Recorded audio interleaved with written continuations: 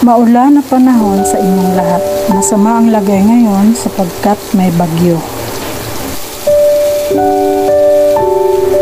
Maanghang na ulam katulad ng Bicol Express ang bagay ngayon tag-ulan. Kaya naisipan kong lutuin ang Bicol Express na nagbibigay ng warm sa ating katawan para hindi naman tayo lamigin. Sapagkat ang reseping ito ay napakaanghang.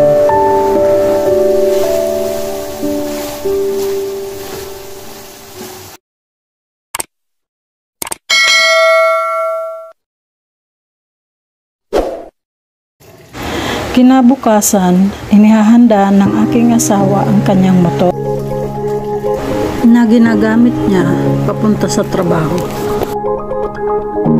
At ako naman, naiiwan dito sa bahay, ay naghahanda ng kahit anong makakain para may kainin siya galing sa trabaho.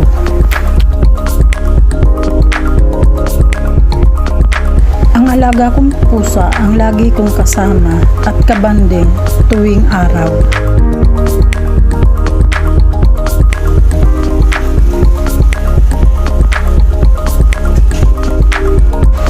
Magpipiga na tayo ng nyog. 1 cup lang ang unang gata. Mga 2 cup naman ang pangalawang gata.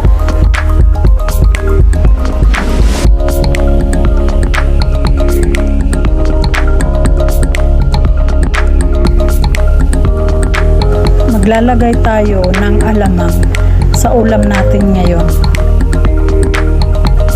Ating hugasan ang dahon ng kamote. Hindi natin ito ihahalo sa ulam. Ibubukod natin ito.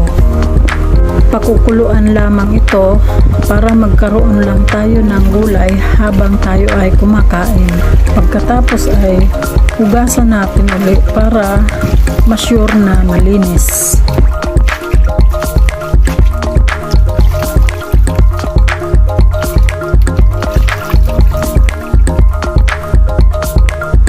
Ngayon naman ay pakukuluan natin ang alamang sa suka. Mga 1 pouch o 200 ml na suka ang ilalagay natin. At pagkatapos, hayaan natin siya na kumulo. Tapos ay hayaan natin siya na kumulo ng kumulo hanggang sa humibas ang tubig. Ito na ang resulta. Ang asin ay dumikit na sa paligid nito. Tayo po ay magluluto na. Igisa ang hiniwa na luya.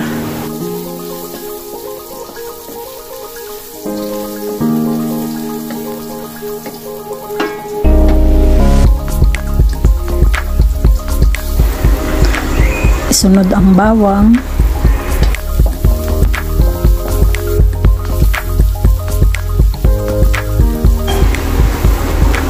Tapos ang hiniwa na sibuyas.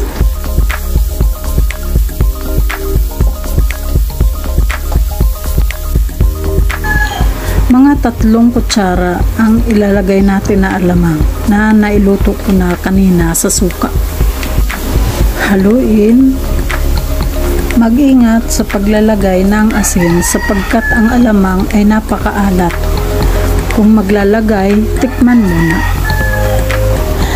Habang ang mga ricado ay lumabas na ang amoy at medyo pumula na, pwede na ang ilagay ang karne. Karne ng baboy ang bagay gamitin sa pagluluto ng Bicol Express. Bicol Express ay nagmula sa probinsya ng Bicol na nilagyan ng napakaraming sili. Gustong gusto nilang kumain ng sobrang anghang.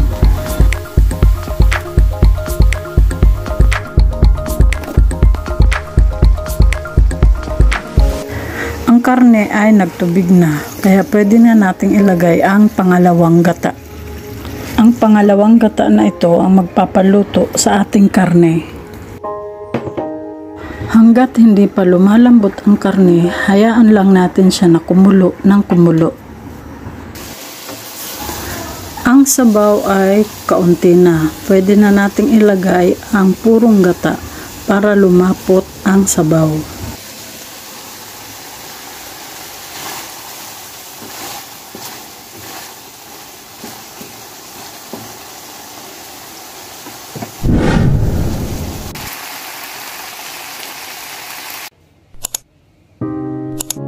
Ngayon naluto na. Ito na siya. At ang panghuli natin gagawin ay magpakulo ng tubig para sa gulay.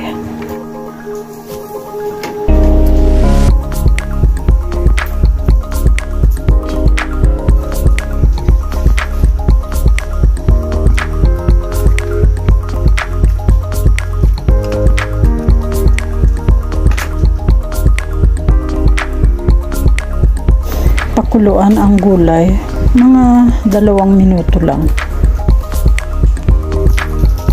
Ayan na, pwede nang kumain.